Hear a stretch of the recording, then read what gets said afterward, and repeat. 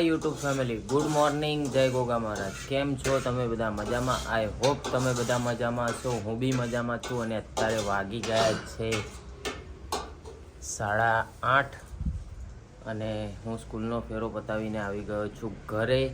અને અત્યારે મમ્મી મરચાં સમારી રહ્યા છે, ઢોકળા સમારી રહ્યા છે। જય શ્રી કૃષ્ણ મમ્મી, જય ગોગા। જય ગોગા, જય ગુરુ।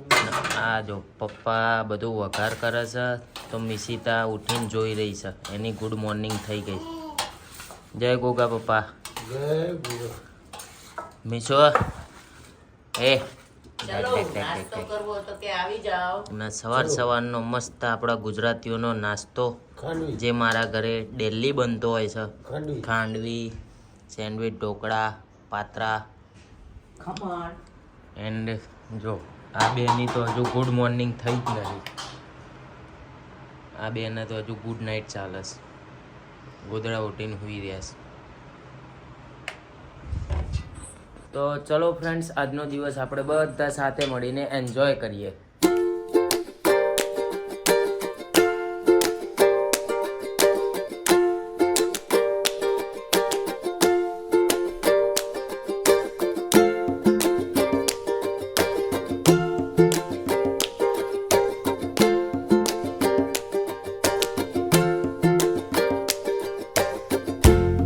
જે જે કરો, રાતે રાતે નહીં જે જે। જય ગોકુળ મહારાજ।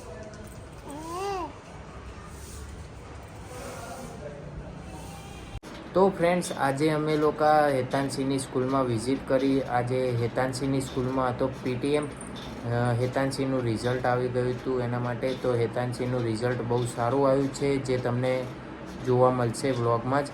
અને પીટીએમની સાથે સાથે સ્કૂલવાળાએ સરસ મજાનું એક પ્રયોગનું એક્ઝિબિશન ટાઈપ કર્યું હતું, એ બી તમને વ્લોગમાં જોવા મળશે।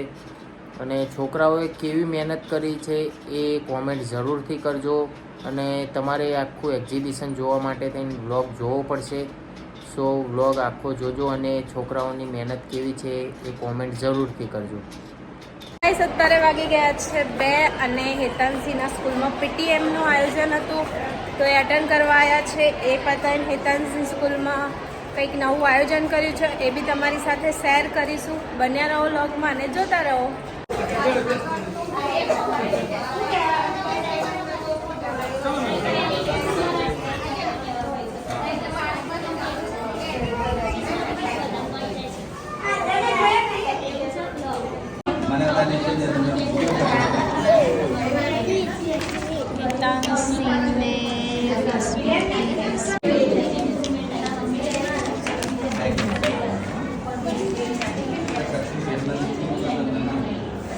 Very good.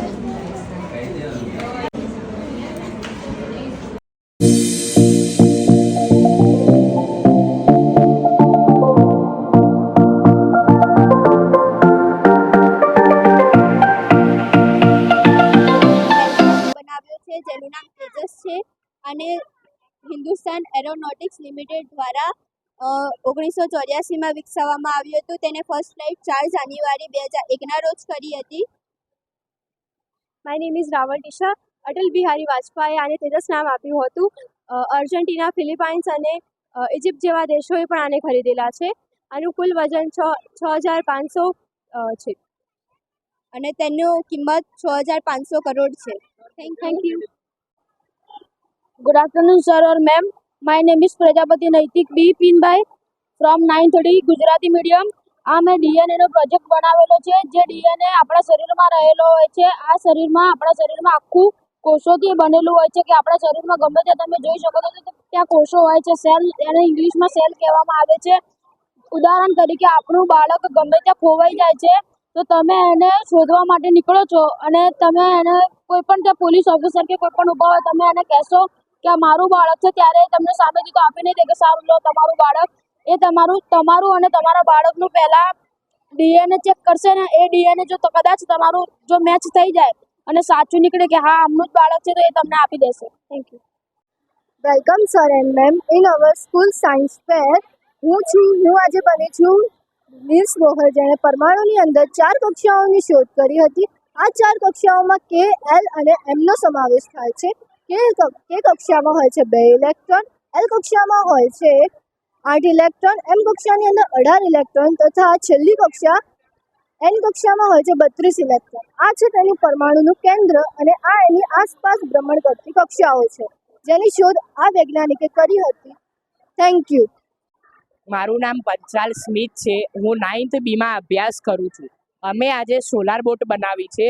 આ સોલાર બોટનો યુઝ એ થાય કે આ માત્ર સૌર ઉર્જાથી જ ચાલે છે અને આ સૌર ઉર્જા સૂર્યના પ્રકાશથી આવે છે.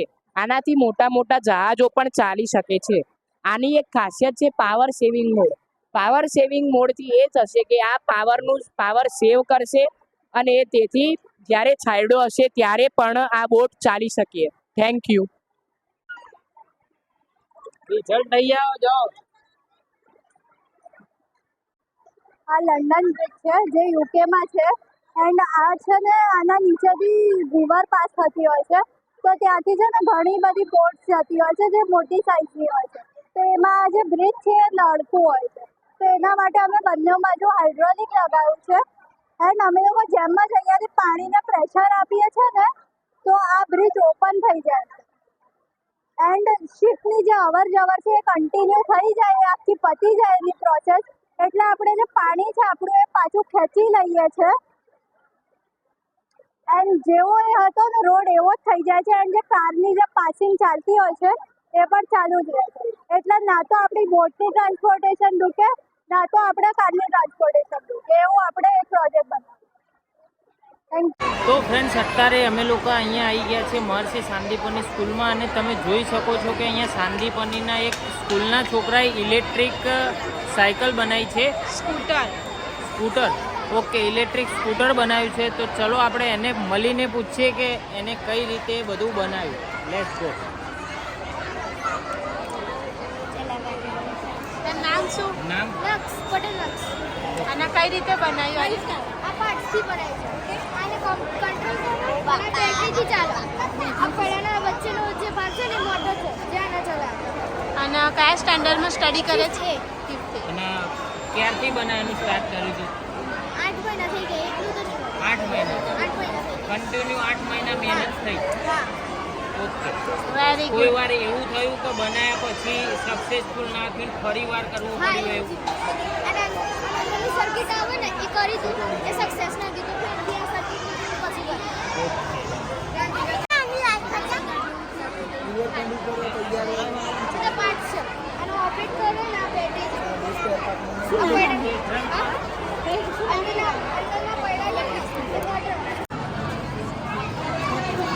અને પ્રાઇસ હોય તો કેટલી કેટલી પડે? કેટલા? 70,000 ઇલેક્ટ્રિક છે. અદાણી પાવર પ્લાન્ટ પ્રોજેક્ટ છે. અદાણી પાવર પ્રોજેક્ટ ભારતનું સૌથી મોટું આવેલું બીજા નંબરનું પ્રોજેક્ટ છે, કારણ કે એક દિવસમાં 4620 ઇલેક્ટ્રિસિટી જનરેટ કરી શકે છે. હવે અમારું આ પ્રોજેક્ટ બનાવવાનું મુખ્ય કારણ આ છે કે આવતી પેઢી જે છે એમાં વીજળી એ સમાપ્ત ના થાય. આજની જે પેઢી છે એ વીજળી ઘડી ઉપયોગ કરે છે, વધુ ઉપયોગ કરે છે અને વીજળી જ્યાંથી આપણને મળે છે સંસાધનો આપણી જોડે બહુ ઓછા છે. તો ક્યારે આ વીજળી સમાપ્ત થવાની છે. હવે ભવિષ્યમાં વીજળી સમાપ્ત થઈ જશે એટલે અમારા કોઈ પણ કાર્ય થવાના નથી. હવે કોઈ પણ કાર્ય નહીં થાય તો બહુ મોટી સમસ્યા કહેવાય. તો ભવિષ્યમાં આવી સમસ્યા ના થાય એના માટે અમે આ પ્રોજેક્ટ બનાવ્યો છે, જેમાં એક વિન્ડમિલ એનર્જી છે અને એક સોલાર એનર્જી છે. વિન્ડમિલ એનર્જી એ હવા દ્વારા ચાલે છે. હવા દ્વારા ચાલે એટલે હવા તો ક્યારેય નાશ થવાની નથી, ક્યારેય સમાપ્ત થવાની નથી. તો અમારી આ એનર્જી પણ ક્યારેય સમાપ્ત નહીં થાય. અને બીજી જે છે એક સોલાર એનર્જી છે જે સૂર્યના કિરણો દ્વારા ચાલે છે. તો સૂર્યના કિરણોએ ક્યારે આપણી જોડે ના પહોંચે એવું કોઈ કરવાનું નથી. એટલે આ એનર્જી પણ ક્યારેય સમાપ્ત નથી. એના છતાં અમારા જોડે બીજું એક ઓઇલ રિફાઇનરી છે. આપણને જે જમીનના અંદરથી કાચું તેલ મળતું હોય છે એ અમારા જોડે કાચું તેલ તો મળે છે, પણ અમે જે ઘર ઉપયોગમાં લઈએ એવું તેલ હોતું નથી, ખાવા યોગ્ય હોતું છે. તો આ ઇન્ડસ્ટ્રી અમારા જમીનમાંથી તેલ લઈને એ ખાવા યોગ્ય બનાવવા માટે એને રિફાઇન કરીને આપણને મૂકે છે. આ નાની મેઇન બિલ્ડિંગ છે જે આ બધું ઇન્ડસ્ટ્રીઝ ચાલે છે. આપણે જેટલી વીજળી ઉત્પન્ન કરવાની હતી એટલી થઈ કે નહીં, આ ઓઇલ રિફાઇન બરોબર થઈ કે નહીં, એ બધું સંચાલન કરવા માટે આ કામ કરે છે. તેલ કાઢે આપણા સુધી ચોખ્ખું તેલ પહોંચે અને પેલી અદાણીની હેલ્પિંગ સેન્ટરની બિલ્ડિંગ છે જ્યાં બધા બિલ્ડિંગોમાં ક્યારેક કંઈ પણ ખરાબી કે કંઈ પણ થાય તો એમાં મદદ કરે.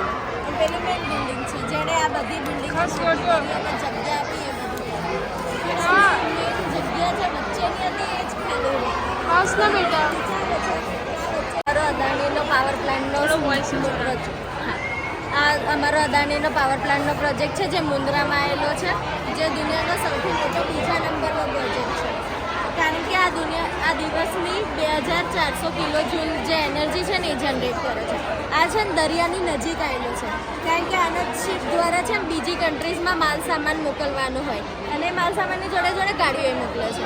એને એક વિન્ડમિલ પણ બનાવી છે દરિયાની નજીક, પણ એને જે વિન્ડમિલ છે ને એને ફરવા માટે ટર્બાઇનની જરૂર પડશે અને ટર્બાઇનના પાણીની જરૂર પડશે. હવે દરિયાનું ખારું પાણી આપણે પહોંચાડીએ તો એ ટર્બાઇન ખરાબ થઈ જશે, એટલે એ તો કામનું નહીં. એટલે એને છે ને સી વોટર ફિલ્ટરિંગની એક બિલ્ડિંગ ઊભી કરી છે, જે દરિયાનું જે ખારું પાણી હોય ને એના સી વોટર જે ફિલ્ટરિંગ બિલ્ડિંગ છે ને એ આરો જેવા ચોખ્ખા પાણીમાં પીવાલાયક પાણીમાં કન્વર્ટ કરે અને પછી વિન્ડમિલ સુધી પહોંચાડે. એ વિન્ડમિલ છે ને એ ફરવા મળશે અને આપણને એનર્જી મળશે. અદાણીની આ ઓઇલ રિફાઇનરીની બિલ્ડિંગ છે, જે જમીનમાંથી કાચું તેલ કાઢીને આપણા સુધી ચોખ્ખું પહોંચાડે. કારણ કે જમીનનું જે કાચું તેલ હોય એ આપણે ડાયરેક્ટ તો વપરાય નહીં, એને બદલવું પડે, કંઈક પેટ્રોલ ડીઝલ કંઈક તો બદલવું પડે, તે પછી આપણે વાપરી શકીએ. પેલી જે છે ને અદાણીની હેલ્પિંગ સેન્ટરની બિલ્ડિંગ છે. આ જે બીજી બધી અલગ અલગ બિલ્ડિંગ છે તો એને ક્યારે પણ કંઈ પણ ખરાબી આવી ગઈ, કોઈ મશીનમાં કંઈક ખામી કંઈ બીજું આવ્યું તો એને ક્યારે પણ કંઈ કામ હોય, જે રીતે આ દરિયાની નજીક છે તો આને આરો જેવું પાણી બદલવાનું છે, તો એને ક્યારે મશીનમાં કોઈ ખરાબી આવી તો જે હેલ્પિંગ સેન્ટરની બિલ્ડિંગ છે ને એ આની મશીનમાં યા બીજો કોઈ એવો રસ્તો આવશે જેનાથી એ તરત કામ એનું ઊભું ના રહે, એ એનું કામ તરત ચાલુ કરી દે. અને આ જે છે ને એ અદાણીની મેઇન બિલ્ડિંગ છે, જે આ બધાને કંટ્રોલ કરે છે. એને ખબર છે કે બધી કઈ બિલ્ડિંગમાં ક્યારે શું ચાલી રહ્યું છે અને એને આ બધી બિલ્ડિંગોને એની જરૂરિયાત, એની જગ્યા એ રીતની આલી છે ને એની જરૂરિયાત પૂરતી. આને પાણીની જરૂર હતી તો એને દરિયાની નજીક આલી છે તો એ આરોનું પાણી કન્વર્ટ કરી શકે, પણ એની આ વચ્ચેની જે જગ્યા છે ને એ જ ખાલી રહી ગઈ છે. એટલે અત્યારે અદાણીમાં એ ડિસ્કશન ચાલી રહ્યું છે કે જે વચ્ચેની જે જગ્યા ખાલી રહી ગઈ છે આપણે એને કઈ રીતે શું કરીને આપણે એને ફૂલફિલ કરી શકીએ કે એનર્જી પણ જનરેટ થઈ જાય, કે ક્યારે કોઈને નુકસાન પણ ના થાય અને બિલ્ડિંગ પણ ઊભી થઈ જાય. Thank you. તમને ખબર જ હતી કે સમુદ્રનું પાણી ખારું હોય છે. સમુદ્રથી આવતા પવનો આ જાળીમાં અથડાય છે અને ભેજ સ્વરૂપે નીચે ઉતરે છે. આ પાણીની ટાંકીમાં બદલી થાય છે. આ પાણી ચોખ્ખું હોય છે. આ પાણી આપણે ઘરોના માટે, ખેતી માટે, છોડોમાં, એનામાં એનો ઉપયોગ કરી આફ્રિકામાં આવી રીતે થાય છે. પહેલાં આવું સૂકું હતું પણ હવે લીલુંછમ થવા લાગ્યું છે. માય નેમ ઇઝ શર્મા સાક્ષી. આજે હું બનાવીને લાવી છું વેસ્ટ વોટર ટ્રીટમેન્ટ પ્લાન્ટ. આ વેસ્ટ વોટર ટ્રીટમેન્ટ પ્લાન્ટ કહેવા માગે છે કે પાણીને કેવી રીતે ચોખ્ખું કરવું. તો આ જે મારા જોડે ગંદુ પાણી, તો આ ગંદુ પાણી મેં મોટા કાંકરામાં નાખ્યું, પછી તે નાના કાંકરામાં આવી, રેતીમાં, પછી કોલસામાં અને પછી આવશે તે કોટન એટલે કે રૂમાં, અને પછી અહીંયા ચોખ્ખું પાણી આવશે. જોઈ શકો આ પાણી આપણે કપડાં ધોવામાં, વાસણ ધોવામાં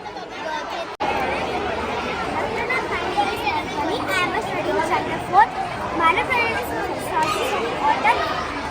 એટલે પાણીના સ્ત્રોત. પાણીનો મુખ્ય સ્ત્રોત વરસાદ છે, જે મારા પ્રોજેક્ટમાં દર્શાવેલો છે. બીજા સ્ત્રોત છે નદી, દરિયો, હેન્ડપંપ, કૂવો, ખાબોચી અને તળાવ, જ્યાંથી આપણે પાણી મેળવી શકીએ છીએ. તેને પાણીના સ્ત્રોત.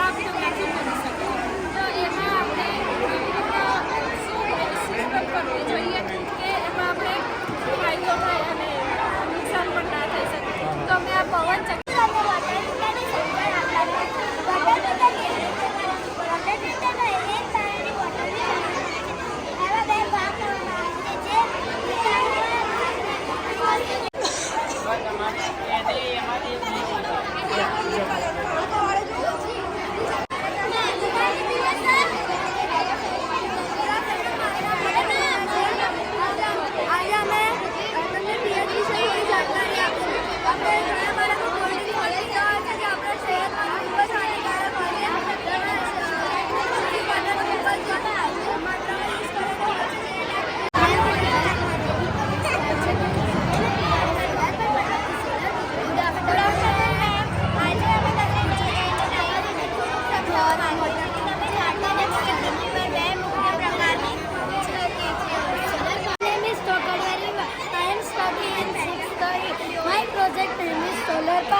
સોલરની અંદર નાના નાના સોલર સેલ હોય છે.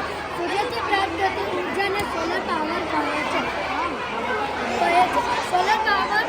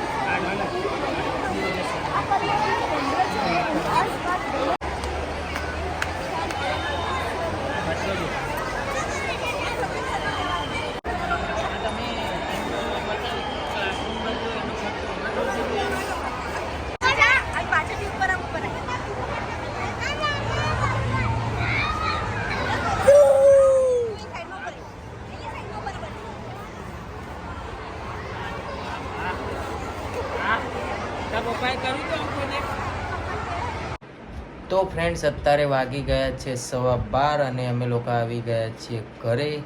બહાર આંટો મારવા ગયા હતા ખાલી, એના માટે વ્લોગ નહીં લીધો. તો આજનો વ્લોગ તમને લોકોને કેવો લાગ્યો એ કોમેન્ટ જરૂરથી કરજો. અને જો અમારી ચેનલમાં નવા હોય તો અમારી ચેનલને સબસ્ક્રાઈબ કરજો, લાઈક કરજો, કોમેન્ટ કરજો અને શેર કરવાનું તો ભૂલતા જ નહીં. તો મળીએ એક નવા વ્લોગ સાથે. ત્યાં સુધી જય ગોગા મહારાજ. ગોટુ ત્યાં સુધી